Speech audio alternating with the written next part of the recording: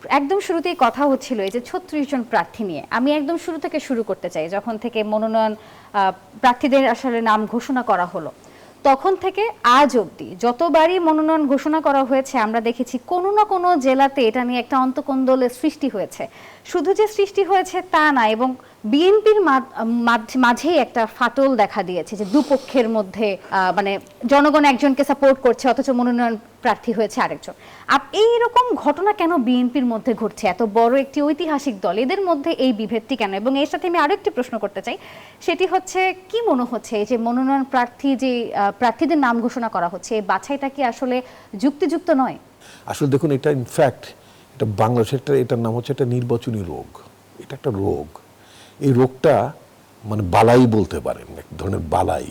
তো এটা থেকে এবার একটা মুক্তি পাওয়ার একটা বড় ধরনের প্রতিষেধক ছিল, বাট কোনো পলিটিক্যাল পার্টি এটাকে মানে এটাকে অ্যাটেম্প নেয়নি এই বালাই থেকে মানে মুক্তি পাওয়ার জন্য। এটার যেমন একটা প্রতিষেধক থাকে না, প্রতিবার মানে ৫ বছর পর পরই তো নির্বাচন হওয়ার কথা।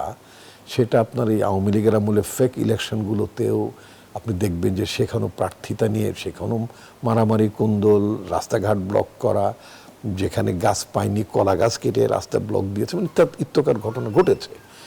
এটা আমি মনে করি এটা কোনো নতুন ফেনোমেনা না। এই যে বালাইটা দেখছেন আপনি, নির্বাচনী বালাই, মনোনয়ন বালাই, যেটাই বলেন না কেন, এটা নতুন না। এটা বহু পুরনো ব্যাধি বাংলাদেশের রাজনীতির। যে একটা কিছু খারাপ দিক থাকে না, এটা একটা খারাপ দিকের এটা একটি। এর কারণটা হচ্ছে বাংলাদেশের পলিটিক্যাল পার্টিগুলো যে মনোনয়ন প্রক্রিয়া, এই মনোনয়ন প্রক্রিয়াটা ঠিক সেভাবে এটাকে খুব ডেমোক্রেটাইজ করা সম্ভব হয়নি। অনেক দেশেই হয়নি, সেটাও ঠিক যে শুধু বাংলাদেশ তা না, এটা অনেক দেশেই হয়নি। তো আমাদের দেশে এই পাওয়া না পাওয়ার ব্যাপারটা খুব বেশি প্রকট আকারে, খুব দৃষ্টিকটুভাবে আসে। আপনি যেটা বললেন, আগের দফাতে অনেককে মানে বিদ্রোহ করতে দেখেছি, তারা মানে রাস্তায় নেমেছেন, প্রতিবাদ করেছেন।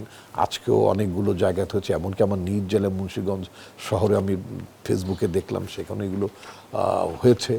এটাকে ইনফ্যাক্ট আই ডোন্ট সাপোর্ট ইট, কিন্তু এটার থেকে ভালো থাকো যে রোগ একটা ছোটোবেলায় না, আমাদের মতো কলেজ জীবনে অথবা ইউনিভার্সিটি জীবনে হেলেন কেলার ইন্টারন্যাশনালের একটা বিজ্ঞাপন প্রচার হতো, রোগবালাই তো আছে যে দুনিয়ায়, ভালো থাকার আছেও যে উপায়। এটা একটা বালাই, রোগ বালাই, নির্বাচন সংক্রান্ত একটা রোগ বালাই। এটা এখান থেকে ভালো থাকা যেত। কীভাবে ভালো থাকা যেত? সেটা হচ্ছে যে আপনার মনোনয়ন তো আলটিমেটলি একজনই পাবেন, তাই না? অনেককে তো মনোনয়ন দেওয়া সম্ভব না। তো যাকে দেওয়া হয় তিনি মনে করেন তিনি সবচেয়ে উপযুক্ত, আর যারা মনোনয়ন পেলেন না, তারা মনে করেন তারা বঞ্চিত হয়েছেন।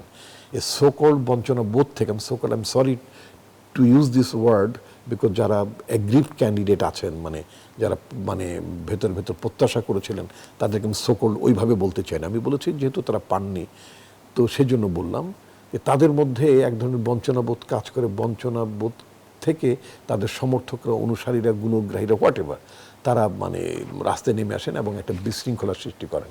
এই বিশৃঙ্খলাটা মূলত বলা যায় জনদুর্ভোগের কারণ হয়, এবং এটা একটা মানে পজিটিভ ডেমোক্রেটিক সংস্কৃতির সাথে একেবারেই যায় না।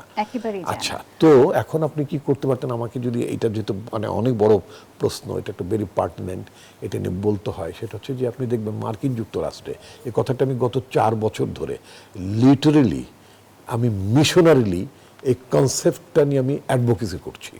আমি বলে আসছি এবং বলতেই থাকবো যতক্ষণ পর্যন্ত এটা ম্যাটেরিয়ালাইজ না হয়। এবং আমি বিশ্বাস করি, আস্থা রাখতে চাই, আল্লাহ রাব্বুল আলামিন যদি আমাকে মানে হায়াত দারাজ করেন, সম্ভবত আমি আমার জীবদ্দশায় এই যে সংস্কারটি এটা আমি দেখতে পাবো।